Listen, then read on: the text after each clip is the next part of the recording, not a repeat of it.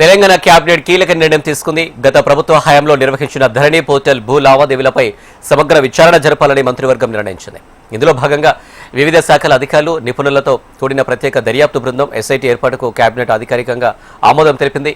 ధరణి portal నిర్వహణలో చోటు చేసుకున్న అవకతవకలు, భూముల అక్రమ రిజిస్ట్రేషన్లపై ఫోరెన్సిక్ ఆడిట్ నిర్వహించాలని ఆదేశించారు. అక్రమాలు చేసిన వారు, దానిని నడిపించిన పెద్దలు, అనాధికార వ్యక్తుల పాత్రపై ప్రత్యేకంగా ఆధారాలు సేకరించాలని నిర్ణయించారు. భూములు అక్రమంగా చేతులు మారాయనే దానిపై విచారణ జరపాలని కేబినెట్ నిర్ణయించింది.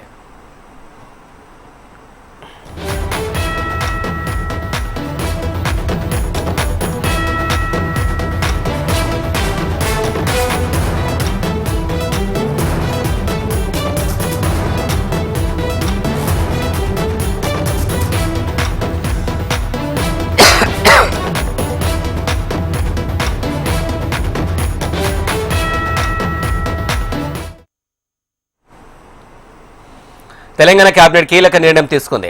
గత ప్రభుత్వ హయాంలో నిర్వహించిన ధరణి పోర్టల్ భూ లావాదేవీలపై సమగ్ర విచారణ జరపాలని మంత్రివర్గం నిర్ణయించింది. ఇందులో భాగంగా వివిధ శాఖల అధికారులు, నిపుణులతో కూడిన ప్రత్యేక దర్యాప్తు బృందం ఎస్ఐటీ ఏర్పాటుకు కేబినెట్ అధికారికంగా ఆమోదం తెలిపింది. ధరణి పోర్టల్ నిర్వహణలో చోటు చేసుకున్న అవకతవకలు, భూముల అక్రమ రిజిస్ట్రేషన్లపై ఫోరెన్సిక్ ఆడిట్ నిర్వహించాలని ఆదేశించారు. అక్రమాలు చేసిన వారు, దానిని నడిపించిన పెద్దలు, అనాధికార వ్యక్తుల పాత్రపై ప్రత్యేకంగా ఆధారాలు సేకరించాలని నిర్ణయించారు. భూములు అక్రమంగా చేతులు మారాయన్న దానిపై విచారణ జరపాలని కేబినెట్ నిర్ణయించింది.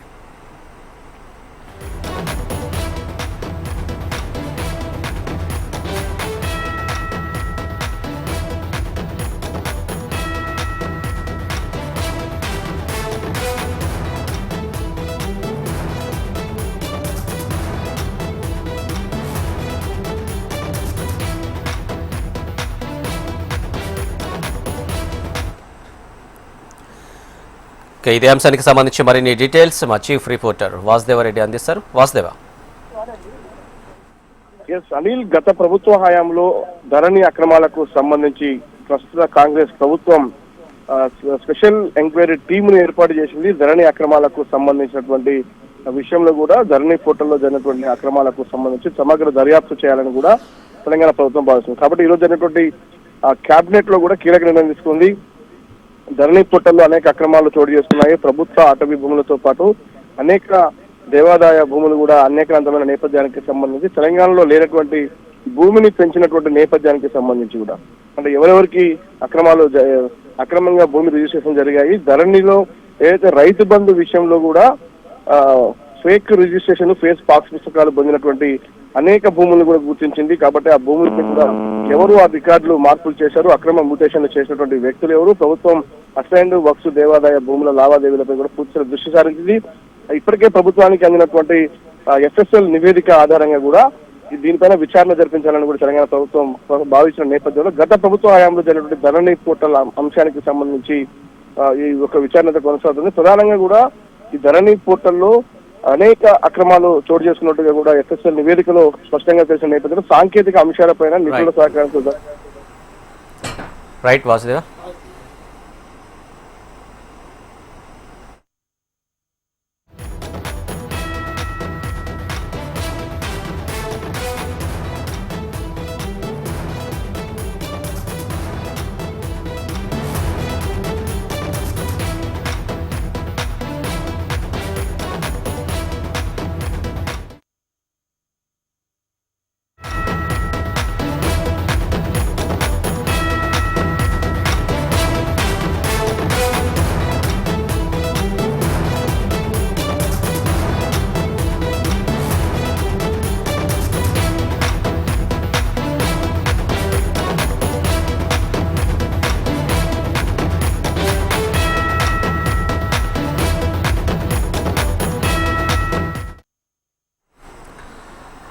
జానీ మాస్టర్ కు ఫిలిం ఫెడరేషన్ ఊహించని షాక్ ఇచ్చింది.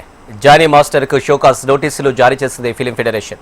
ఫెడరేషన్ వ్యతిరేక కార్యకలాపాలకు పాల్పడ్డారని ఆరోపిస్తూ ఈ నిర్ణయం తీసుకుంది. ఈ నెల 12న జానీ మాస్టర్ చేసిన వ్యాఖ్యలపై ఫెడరేషన్ సీరియస్ అయింది. తర్వాత ఈ నెల 14న విచారణకు పిలిచిన హాజరు కాలేదని ఫెడరేషన్ ఆగ్రహించింది. దీనిపై 7 రోజులుగా లిఖితపూర్వక వివరణ ఇవ్వాలని జానీ మాస్టర్కు ఆదేశాలు జారీ చేసింది ఫెడరేషన్. జానీ మాస్టర్ చేసిన వ్యాఖ్యలకు బహిరంగ క్షమాపణ చెప్పకపోతే క్రమశిక్షణ చర్యలు తప్పవని ఫెడరేషన్ హెచ్చరించింది. డాన్సర్స్ అసోసియేషన్ ప్రెసిడెంట్ సుమలత తీరుపై ఫెడరేషన్ ఆగ్రహం వ్యక్తం చేసింది. ఇక ఫెడరేషన్ తీసుకుపోయే తదుపరి నిర్ణయం వరకు సహాయ నిరాకరణ కొనసాగుతుందని నోటీసుల్లో పేర్కొంది.